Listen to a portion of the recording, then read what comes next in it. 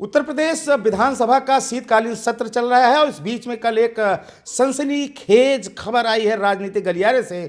पूर्वांचल के एक विधायक हैं पीएन पाठक, उनके घर ब्राह्मण विधायकों का एक महाजुटान हुआ, जिसमें सूत्र बता रहे हैं कि लगभग 50 के इर्द गिर्द विधायक इकट्ठा हुए, जिसमें 46 विधायक तो ब्राह्मण भाजपा से हैं, लेकिन अलग भी 2-4 और पार्टियों के विधायक भी उसमें शामिल हुए।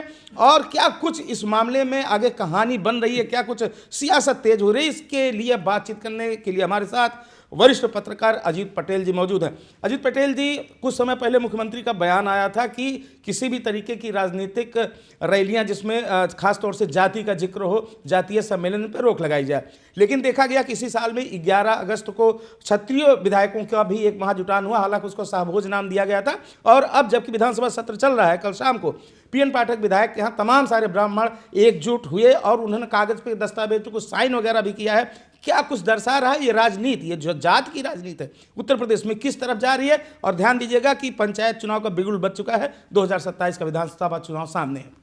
देखिए, इससे पहले भी एक कुटुंब जब बैठक हुई थी तो सवाल उठे थे कि ठाकुरों को विधायक बैठे हैं, उसको लेकर कहीं ना कहीं मुख्यमंत्री के संरक्षण में बैठक हुई। इस पर तमाम तरह के कयास भी लगे। समाजवादी पार्टी तरफ आरोप प्रत्यारोप का भी दौर शुरू हुआ था, एक राजनीतिक दौर के ठाकुर गोलबंदी हो रहे हैं। और वो किसके तरफ गोलबंद हो रहे हैं?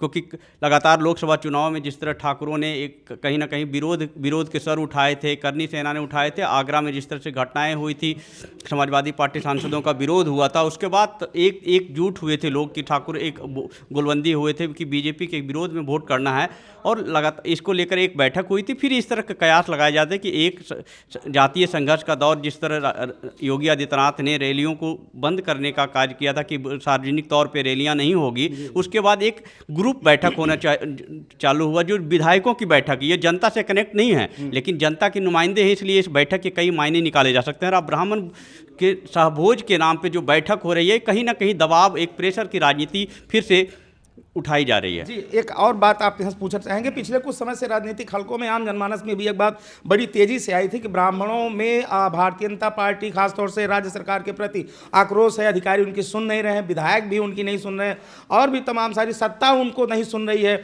ऐसे में 12% ब्राह्मण का वोट शेयर है यहाँ पर उत्तर प्रदेश में। और जब ब्राह्मण जिस भी तरफ गया, जैसे ब्राह्मण को हमेशा भाजपा का कोर वोटर माना गया है, खासतौर से उस वक्त जब भाजपा संघर्ष कर रही थी सत्ता में आने के लिए, तब भी ब्राह्मण लगातार भारतीय जनता को वोट करते रहे। जब इन्होंने बसपा को वोट दिया, बसपा की सरकार बनी, बसपा से नाराज हुए, SC/ST एक्ट मामले को लेकर सपा को वोट दिया, सपा की सरकार बनी, फिर जब भाजपा में भाजपा की सरकार बनी। ऐसे समय में ब्राह्मणों की नाराजगी और अब ये ब्राह्मण विधायकों के बैठक और ये महाजुटान, ये क्या कुछ इशारा कर रहा है? क्या सरकार के माथे पर बल पड़ गए हैं? नहीं, एक पहली घटना आपको याद होगी इटावा का, जब एक घटना हुआ था कि कथावाचक को कहा गया था कि ये जिस तरह से मूत्र का पिलाने की जो खबरें आई थी, उसके बाद चोटियां काटने की बात आई थी, तो एक तरफ से जो यादव समाज के लोगों ने था उसका मुखर विरोध किया था। लेकिन उस घटना के बाद जो उनके ब्राह्मण परिवार के साथ जो हुआ था, उसके बाद कोई विधायक सामने नहीं आया था।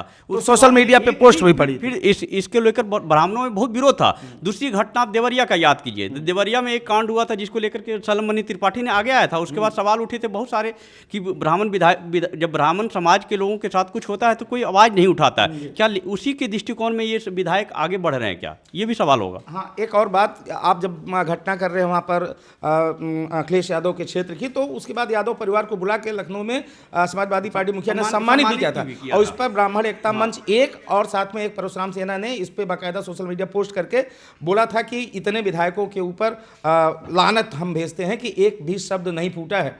लेकिन इस घटना को काफ़ी दिन गुजर चुका है। अब ये जो घटना हुई है, ब्राह्मण विधायकों का महाजुटान, अब जो इस परिपेक्ष में जो हुआ है, उसके मायने तो कुछ दूसरे निकल रहे हैं। नहीं, ये आप देख सकते हैं कि इसके सूत्रधार कौन है और किसके पीछे ये कौन है, ये शख्स, ये राजनीतिक जो बैठक हुई है, इसके पीछे कौन है? ये शाहभोज भले नाम दिया जा रहा है, जुटान एक राजनीतिक मायने के, जब राजनीतिक लोग बैठते हैं तो राजनीतिक बातें ही होती है, समाज की बात नहीं होती है। और ये जब राजनीतिक कह रहे हैं आप, सामाजिक बैठक थी, लेकिन ये बैठक राजनीतिक तौर पे ही देखा जा रहा है। कहीं ना कहीं ये दबाव की एक राजनीति है, प्रेशर बनाएंगे कि हमारा काम नहीं हो रहा है। कई विधायकों का आरोप रहता है कि हमारे काम नहीं हो रहे हैं, योगी आदित्यनाथ सरकार में ब्राह्मणों का काम नहीं हो रहा है। ये समाजवादी पार्टी भी इसको हवा दे रही है कहीं ना कहीं। ये भाजपा विधायक सलभमणि त्रिपाठी जो पत्रकार से विधायक बने बाद में, वो भी इस बैठक में मौजूद थे। पीएन पाठक के यहाँ अंकुर राज तिवारी जो खलीलाबाद से विधायक अंकुर राज तिवारी भी थे, सलभमणि वहाँ पर थे, बहुत आराम से वो बैठे थे वहाँ पर। और इस बीच में पता चला, कुछ एक सूत्र बताते हैं कि वहाँ से एक विधायक, किसी का फोन आता है और एक विधायक वहाँ से चले भी जाते हैं।